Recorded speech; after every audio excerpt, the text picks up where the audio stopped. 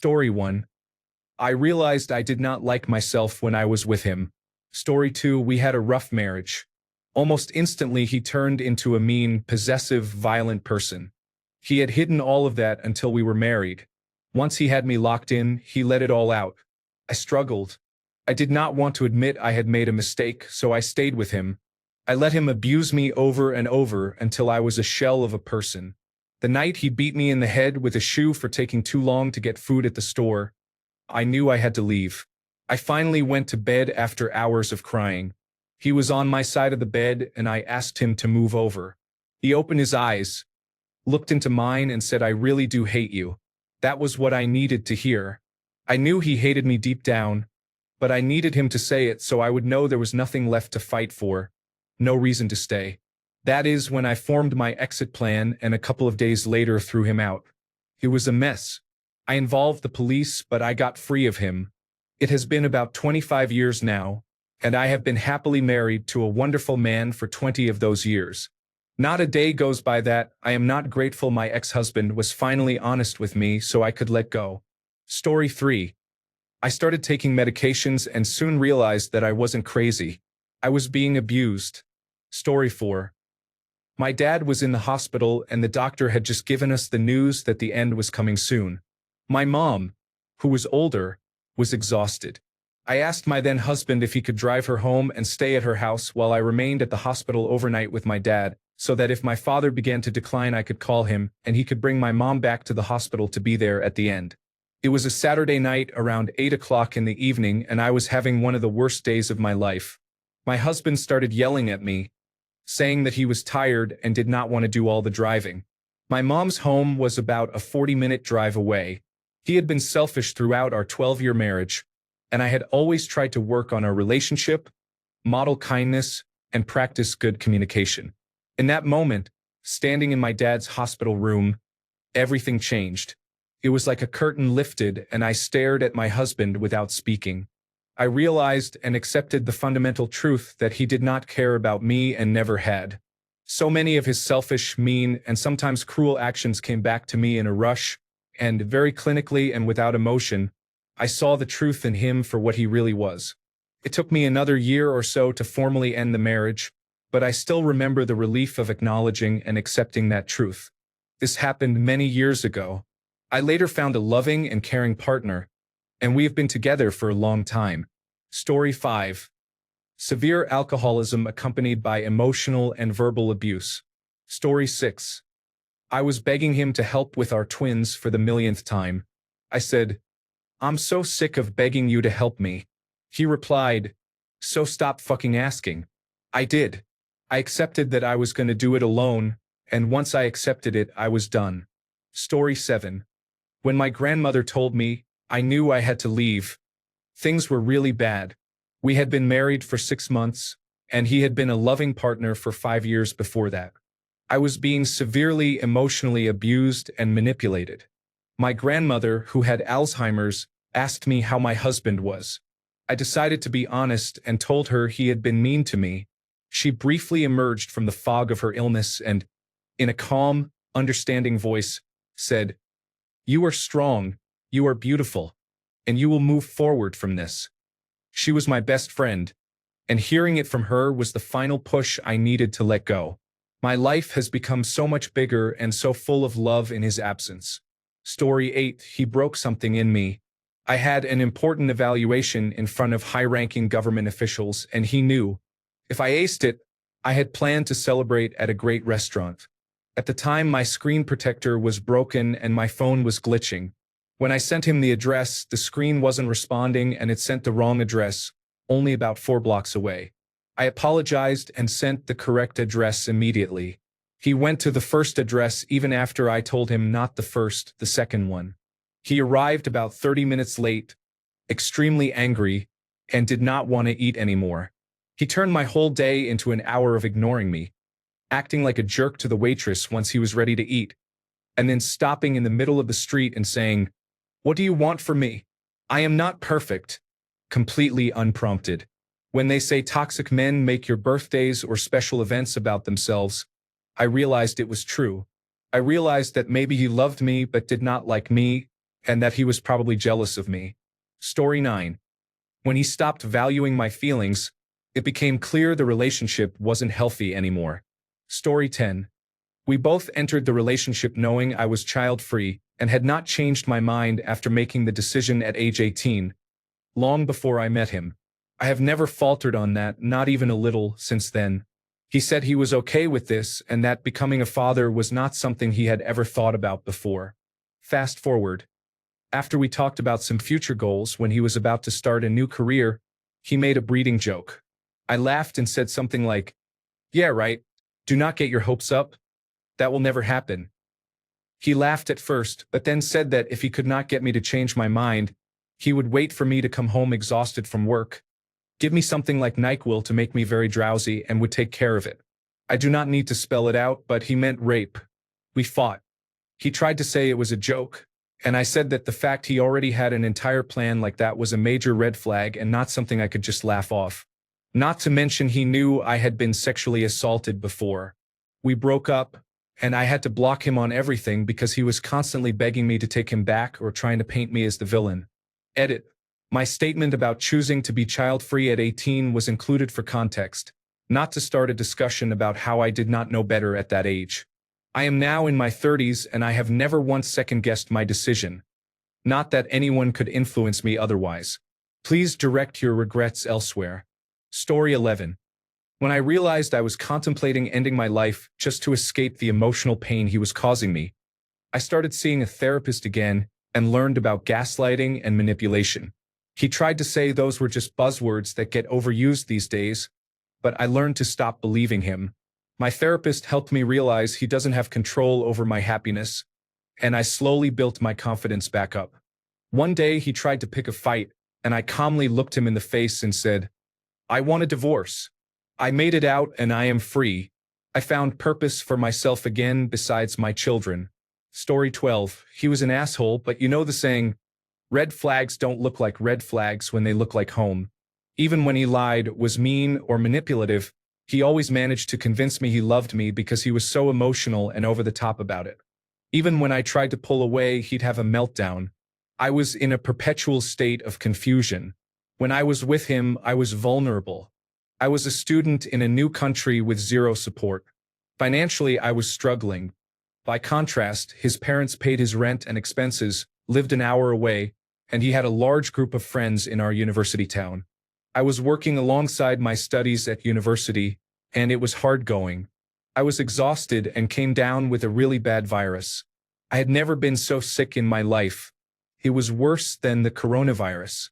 All of my flatmates were out or away at the time by sheer chance. I was alone in my flat. I had a high fever and was dripping with sweat. I didn't have the energy to lift my head off the pillow. I was desperate for water and could feel my lips cracking, but I didn't have the energy to go to the kitchen to get some. That's how ill I was. My boyfriend came to see me and was immediately grossed out at how sweaty I was. He asked me if I had wet myself. I hadn't, but his question made me feel ashamed and gross on top of feeling sick. I could barely speak, but I begged him to stay with me. He said he couldn't because he had booked a game of squash with his dad. I begged him to reschedule. I was so ill and alone. He said no. He got me a glass of water and then left. I knew then that this boy did not love me. He did nothing to help me when I needed him most, yet demanded so much of me. I saw that our whole relationship was based on big dramatic shows and displays of love but nothing substantial. He did not give me thoughtful gifts or support me through the difficulties I was experiencing. He did not build me up or encourage me. It was all about him. I was done after that. I did not have the energy to even be mad at him because I realized it had been apparent all along. I had just wanted to believe the theatrics because I preferred the idea of someone being madly in love with me. It took me months to extract myself from that relationship. The emotional abuse escalated. It confirmed that I had made the right decision, and ever since I have come to terms with the fact that it was an abusive relationship.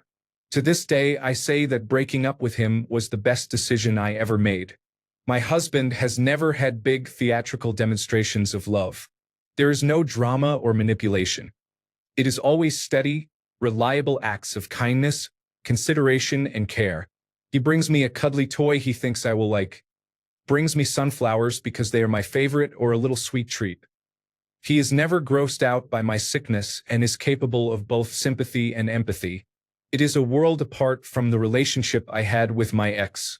So sometimes it's not what they do that makes you decide to leave, but what they don't do. Story 13. He kept making the same mistakes, keeping his ex in his life and interacting with her even after I said it made me feel uncomfortable. He did not show any signs of making a serious commitment to me. It honestly hurts every day, but there is no use trying to convince someone to love you. Actions over words. Always. Story 14. After years of supporting him in every aspect of his life, I wanted him to try different ways to get a job, or even to volunteer, to find a hobby, to get out of the house and make new friends.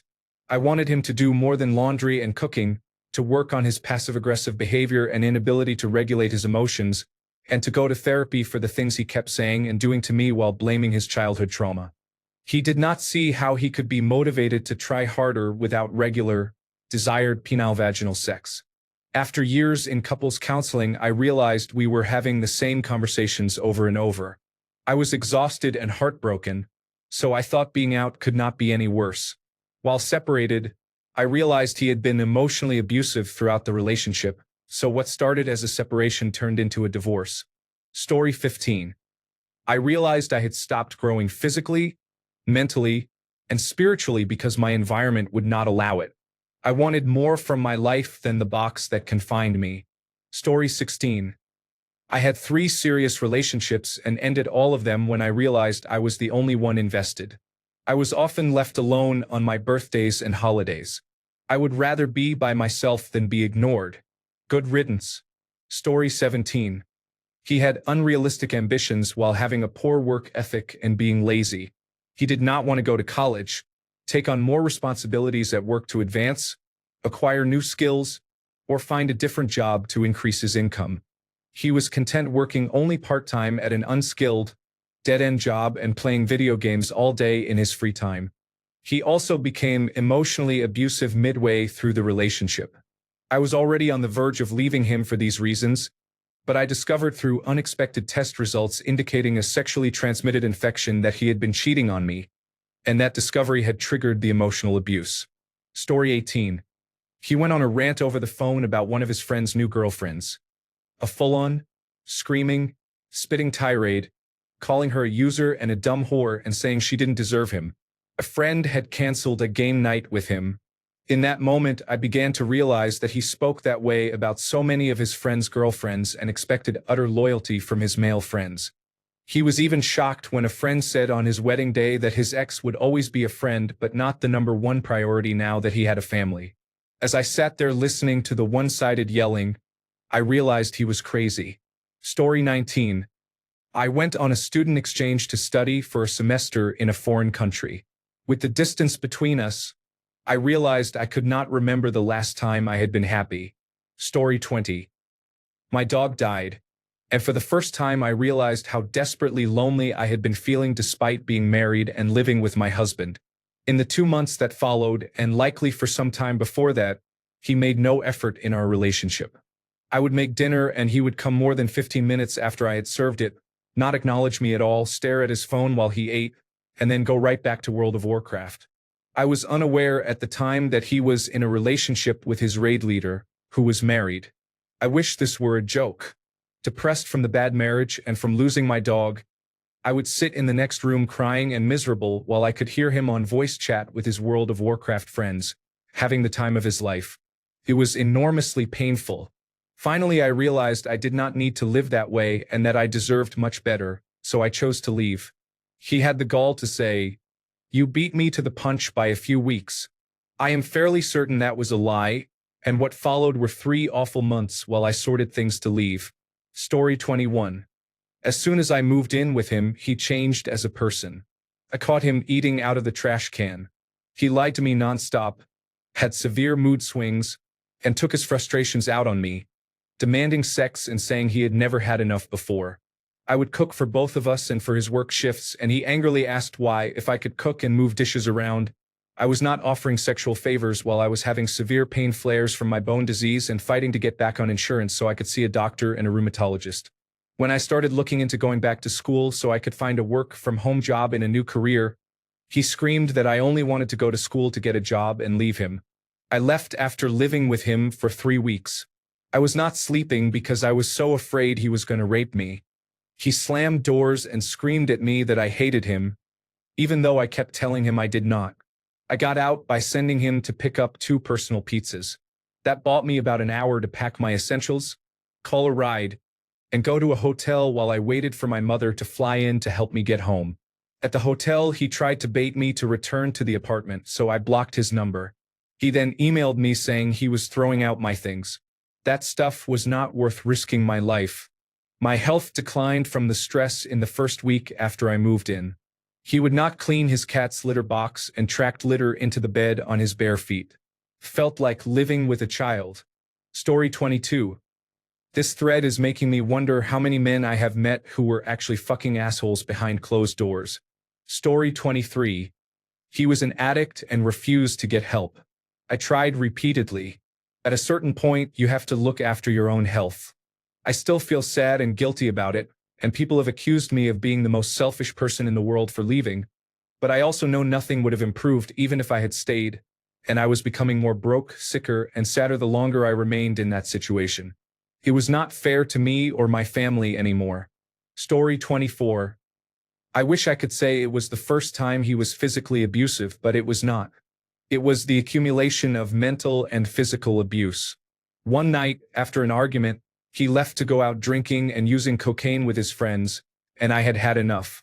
I ended up going home with a friend of mine, a man who was kind to me, cared about my well-being, and made me laugh. I am still with him 21 years later. He still makes me laugh and makes every day better. I hope my ex has sorted himself out. Looking back, he was a very damaged young man because of the domestic violence he witnessed. He has children now. I hope, for their sake, that he has broken the cycle of abuse. Story 25. He was a genuinely bad person and probably a diagnosable narcissist who lived a double life, a private side centered on niche pornography and widespread infidelity. The real push for me to open my eyes and leave was realizing how mean he had become. After I left and began telling people about the things I had hidden to preserve his reputation, I realized I had probably hated him longer than I loved him, and seeing the shock on their faces when I shared some of it made me realize how badly I had been treated. Story 26. When I no longer felt seen or heard, and my day-to-day with them felt sadder or more disappointing than joyful. Story 27. My friend told me that I did not have to live like that. The thought had not occurred to me. Story 28. I was the one putting in 100% of the work, setting up plans when he would cancel at the last minute. I realized I was worth more than that. Story 29. We went to a wedding not long after our first wedding anniversary. We had agreed neither of us would drink. He started taking shots within the first half hour after arriving, smoked cigars, and then decided to take up smoking again. I hate smoking. I would not have dated or married a smoker. I drove home saying I would take the train back. I packed my things and left before he realized I was gone. There were signs. I opened a business, and on the launch night he did not turn up and sent a message asking where his dinner was. Sigh. I have a history of choosing red flags. Story 30. He brought his friend to our city.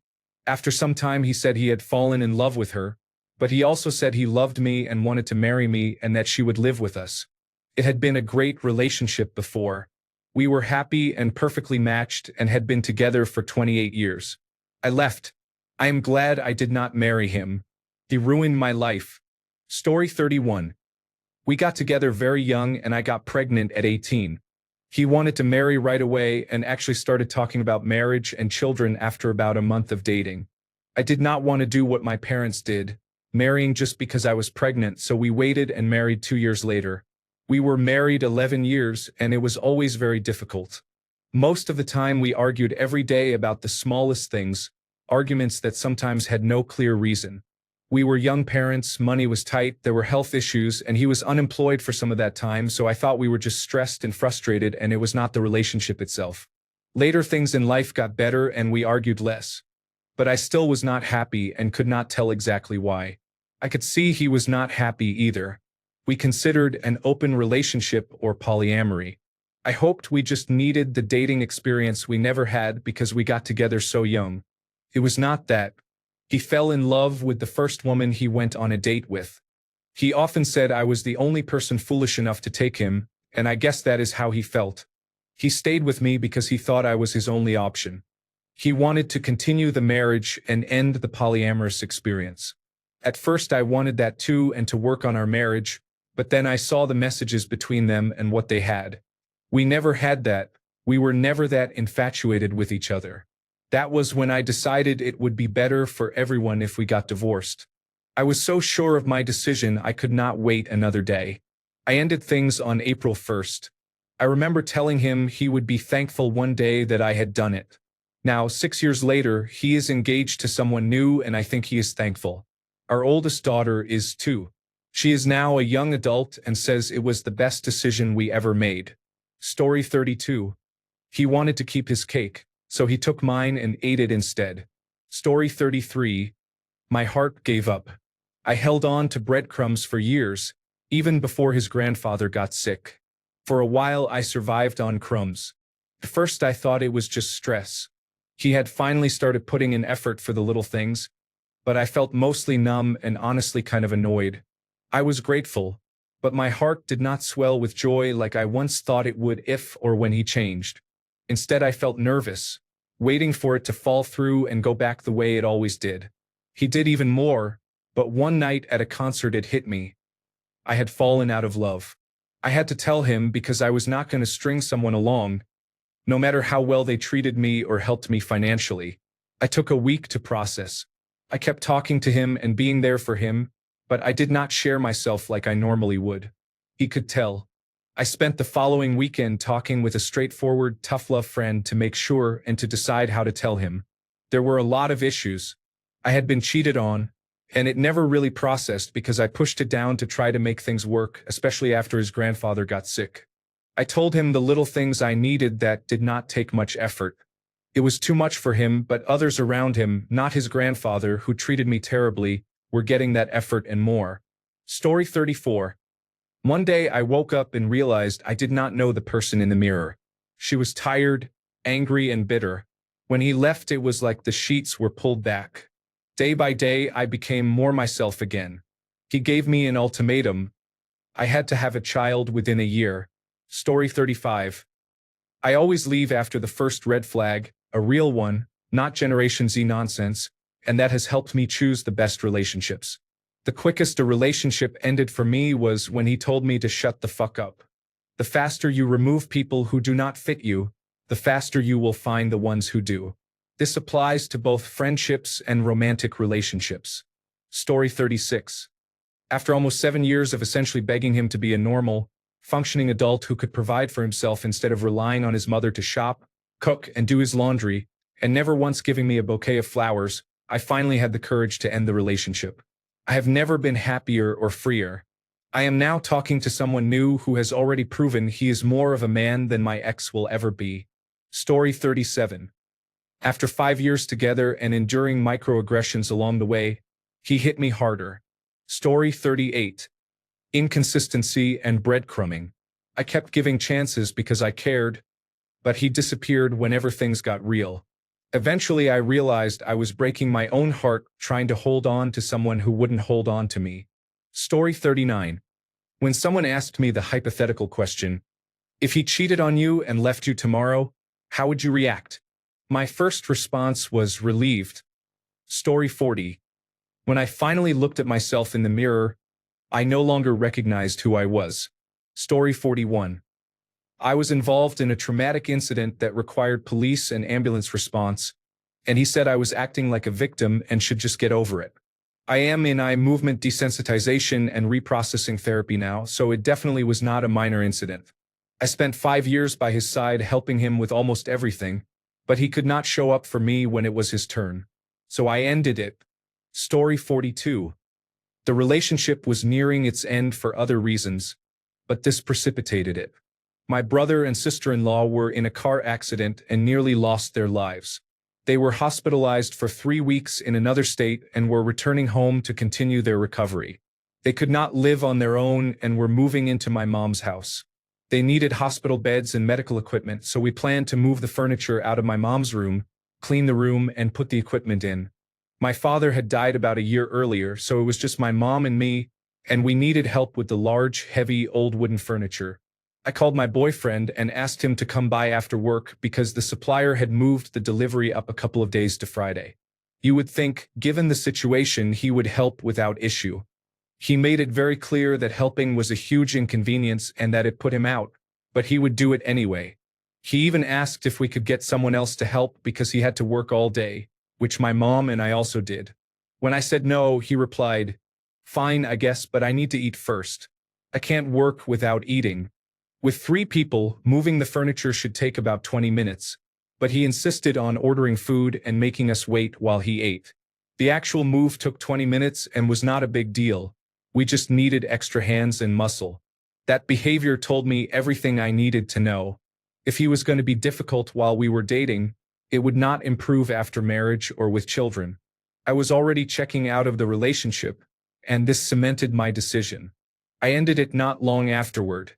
He was surprised by the breakup, shaking my head. About a year later, I met my now husband. If I had asked him to do the same thing, his only response would have been, "What time do you need me there and what tools should I bring?" We are still happily married 20 years later. Story 43. I fell out of love. We were high school sweethearts, but the relationship felt like it wasn't going anywhere. He would sometimes act like I was annoying to be around, then be the sweetest guy. I invited him to events all the time, and it felt like I was tagging along at hangouts with friends. He often said he was too busy to go on dates, but I always made time to see him during senior year despite being equally busy. He was hot and cold. He tried to do damage control before he left for the Navy and again a couple of months before I broke up with him, but I had already decided I was over it. He wasn't always like that. He had been sweet, funny, and hardworking, clearly the golden child of his family. I'm sure he's doing well, but I don't miss that time. Story 44. The thought of being alone with him made me anxious, and I dreaded seeing him outside of a group. Story 45. I felt like I was dying slowly. When I look back at my pictures, I cannot recognize that person. I had heard it said so many times, but until you are the one looking at photos and seeing a person who lost herself in almost every way, it registers differently. I did not like the woman I saw in those photos. It did not even occur to me that I was in an abusive marriage. My nervous system knew something was very wrong, but I could not verbalize it until I told trusted family and they said it plainly. Very shortly after coming to terms with the situation, I asked for a divorce. It has been a long road. I am still on it, but I am trying to see the light at the end of the tunnel. Story 46. I had taken a high-stress job. I could no longer separate my relationship problems and manage the job stress at the same time. I realized that over the years I had become like a frog in boiling water regarding the dysfunction. He could not stay level-headed. I would respond by shutting down, then apologize whether I was at fault or not, to try to stop his mood from escalating. This cycle continued for years and shaped how we interacted day to day. I had specific, very sobering moments when I realized certain parts of our relationship would never change, but there was no chance of resolving them as long as we could not talk about anything. Story 47. I paid for him to attend school for heating, ventilation, and air conditioning. After finishing, he refused to take a job in that field. He quit his job, refused to seek employment, and believed he was above the only jobs for which he was qualified. He did not contribute to household chores and eventually withdrew from the relationship. He refused couples therapy. I was the primary caretaker for our pets even though he was home all day. He also wanted me to financially support his older brother, who had never tried to find work and had an expensive marijuana addiction. I do not use the term addiction lightly, as addiction has affected my immediate family. Do not be like my ex. Story 48. They used to get really upset over trivial things, and we would argue about them for days or weeks at a time. Once it was because I said I don't like jam, so I didn't keep any in the house and they thought I was being mean. Another time it was because I sent a good morning text at noon after waking up late, and they said I hadn't thought about them all morning. The last time it was because I said I was only getting them chocolate and a card for Valentine's Day. They were upset that I said it so quickly because it made them feel I hadn't thought about the gift. Although they agreed chocolate was a good gift, I had said it too quickly. We discussed that for 10 days. It got to the point where I was apologizing every day, and by the 5th day they said my apologies no longer sounded sincere. I felt like screaming. There were only so many times I could apologize for the same thing and still sound sincere. I started barely responding to their texts or talking at all because there seemed to be a new thing every day. After 10 days I was mentally and emotionally exhausted, and I broke up with them shortly after because I couldn't imagine living like that for the rest of my life. Story 49. Inconsiderate behavior, disrespect, and dwindling trust made me lose myself. Being with him left me constantly acting out of character. Story 50. I became kind of numb. There was a point when I thought I was no longer capable of feeling anything. I still do at times. I guess it is a side effect of going out of your way to keep someone in your life. Story 51. When my home life broke down, he ghosted me for a day and then said that now was the true test. Are you real or was this all pretend? I realized then that he did not care about me. After months of telling me I was his, claiming he was the only light in my dark life, me sharing everything with him and falling in love, I understood he never really wanted me. I was entertainment to him and nothing more. He could not care for me the way I cared for him. I had multiple breakdowns because of him. I am worse than before I met him. I did not recognize the emotional damage he had done until after I left. Story 52. I realized I always felt very angry and sad when he was around me. I wanted to leave him much earlier, but his gaslighting was so intense that for a long time I was convinced he was right about everything. He called me mentally handicapped, stupid, and abnormal. He was terrified I would find out how much he earned. During the 5 years we were together, I did not know his salary. He did not want to move in with me because he said I should live alone first so I could learn to do laundry and cook. He constantly accused me of embarrassing him in public and said he was ashamed of me. I became so depressed and angry that I told myself I would rather die alone than with him. That is how I found the strength to leave him. After he had spent a long time telling me there was no one out there who wanted me or had the patience for me. All of that happened 8 years ago. 6 months ago, I was diagnosed with attention deficit hyperactivity disorder, which was probably why he could not handle me. I am still in shambles because of it. To this day, he is the reason I find it hard to do anything that brings me joy without feeling guilty. He messed with my head during our relationship, and it still feels like I need to relearn every aspect of my life. Only recently I learned about gaslighting and realized it fit his personality completely. He was most likely an undiagnosed case of Asperger's syndrome, but I will not dive too deep into that. His father died when he was very young. He had no father figure and lived with his mother into his mid-30s. Only now have I begun to understand what kind of person he was. It was my first relationship, so I did not have any idea how it would feel. I think he took advantage of that. Story 53. There were several things that built up to the breaking point. Toward the end of our relationship, although he said I love you, his words and actions made me feel he was in love with the idea of having a wife and children, and I just happened to have a uterus. After a long period of making daily trips to the hospital to visit him only to be ignored for hours while he talked with his parents, I told him that if he was going to ignore me during these visits, I would rather not visit at all. He claimed he wanted me to visit, but his actions said otherwise. He never contacted me after that, and I did not feel like contacting him. I lived alone in the house we had bought, with only my dog for company. What finally pushed me to end the relationship was when his father showed up, let himself in, and left the door open while I struggled to keep my reactive dog from running out because my dog does not come when called. His father, speaking in broken English, yelled at me for not calling or visiting my then boyfriend, looked around the house, and again opened the door and the garage while I clung to my dog.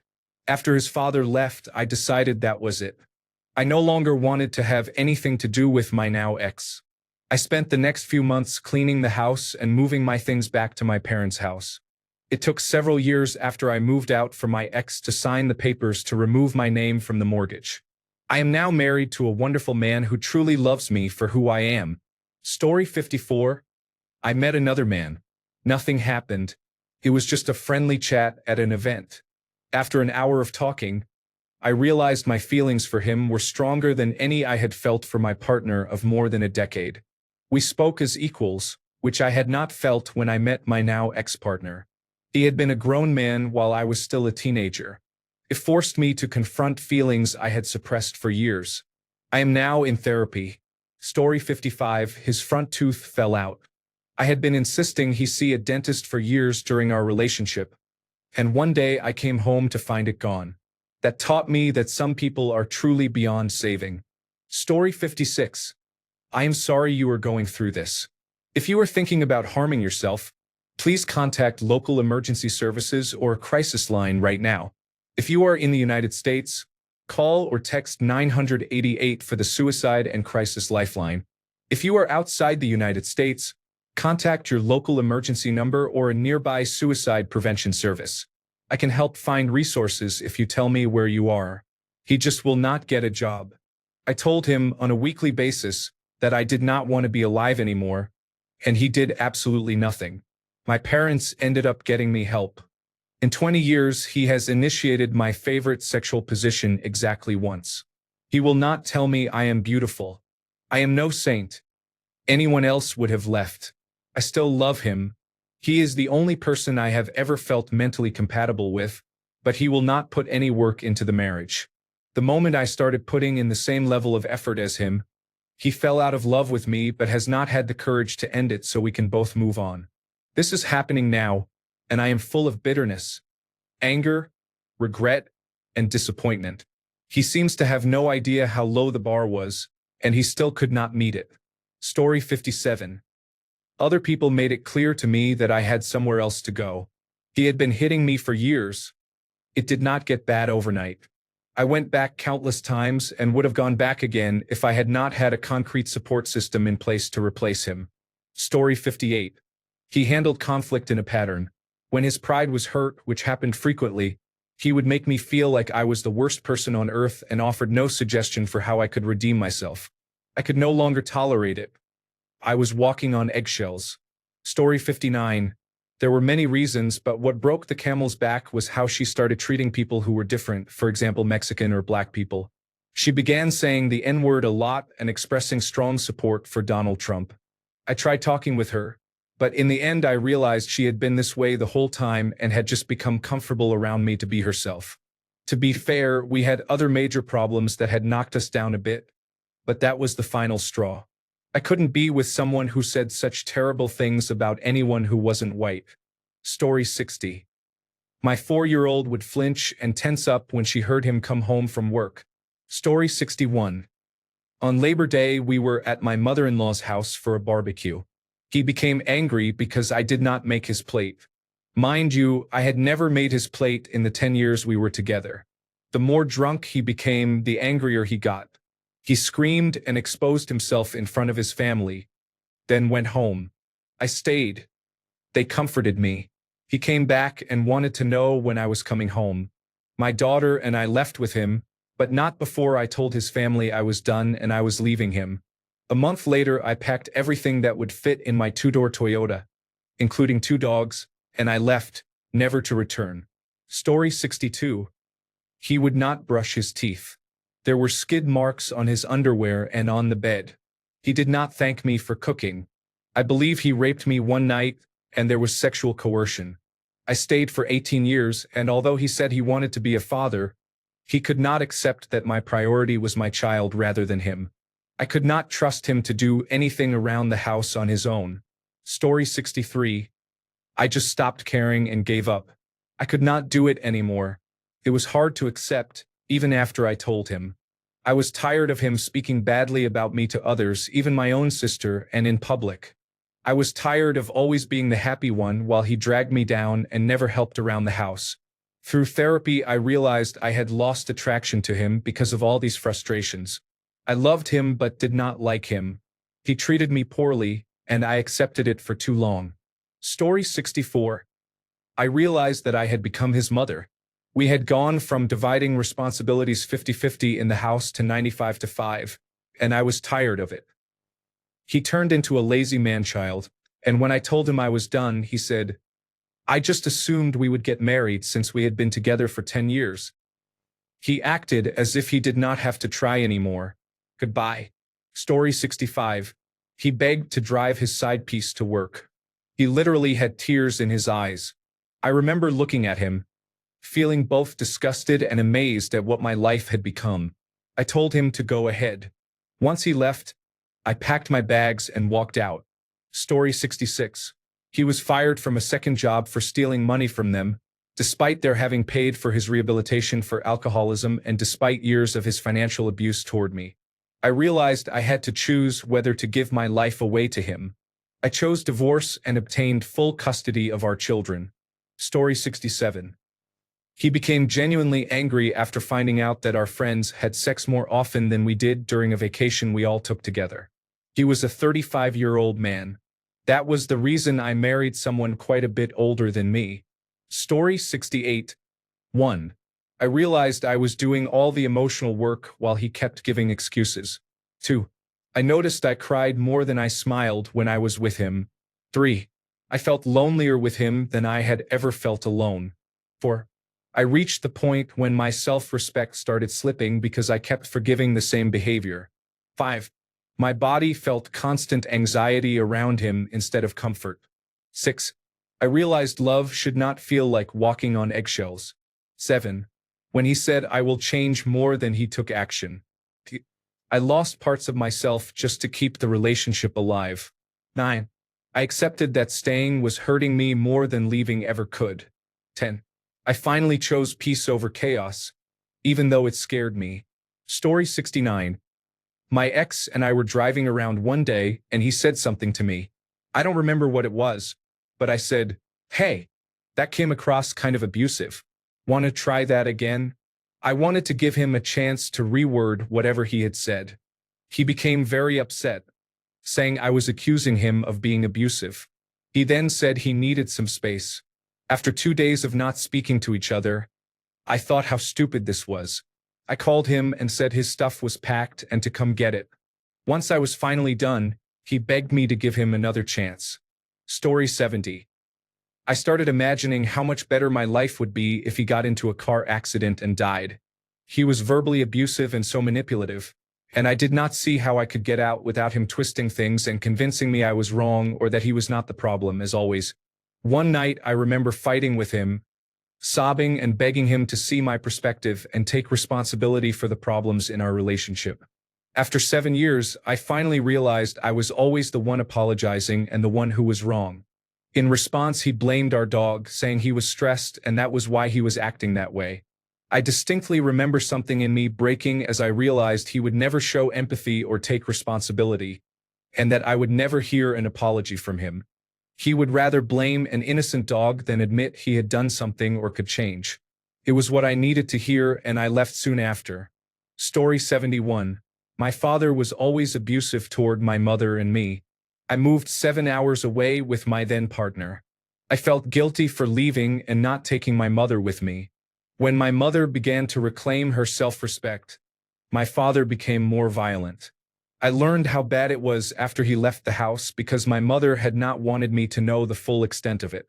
When I found out, I told my partner to get some support. He criticized my mother for always doing things wrong. He became angry when I told him he was being judgmental and harsh. From then on, things escalated. He asked me never to mention my mother, not to say anything about him to my mother, and not to speak with my mother on the phone when he was in the house. He said my mother was causing trouble in our relationship. We tried couples therapy, but it led nowhere and I felt increasingly alone. During that time, my uncle died and my partner did not offer to come with me to the funeral. When I asked if he could at least call while I was in my hometown, he complained that he did not want my mother to meddle and said he would consider calling only if my mother was not at home. Took a few more weeks. He was only kind to me when I was happy and smiling, which had become extremely difficult. Whenever I tried to calmly discuss the status of our relationship, he became very upset and raised his voice. something I had asked him never to do. After one particularly nasty argument, I realized he was acting like my father. I saw clearly that he did not love me. I was only a commodity until I was no longer useful. Story 72. When he pointed a loaded gun at my head during an argument, he later said he was joking. Story 73. He told me to get out because he was mad at me. The next day, after he repeatedly said he did not mean it to be permanent, I told him I was filing for divorce. Story 74. I discovered he had been seeing another woman for a year. The next day, I found paperwork showing he had been charged with soliciting a prostitute. Story 75.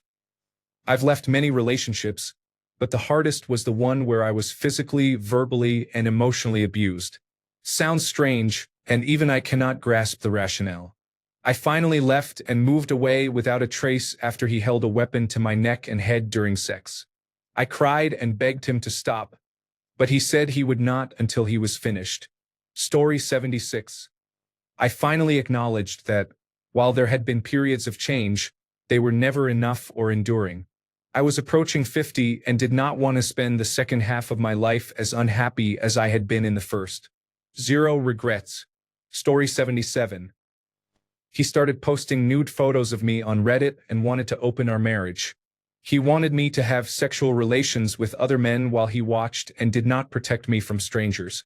He encouraged me to talk to men on Reddit who made me uncomfortable. The relationship ended immediately after. Story 78. One day I cleared my schedule for plans, but he was too high to meet and did not tell me until I asked. Earlier that week I had been with him while he vomited from being too drunk, and it was not the first time. He made small gestures while I took him on trips, got him medicine, and pulled him out of his home when he was depressed. The next morning he was upset that I had flipped out on him over text for breaking his word and said it was the first time I had done something to upset him. I had an aha moment. The relationship worked because I was agreeable and I put in the effort. The relationship was defined by my efforts to meet his needs. He did nothing and reaped the benefits. He does not care about me. What am I doing? Thanks a bunch for sticking around till the end of the video. Remember to subscribe, and until next time, stay awesome and goodbye.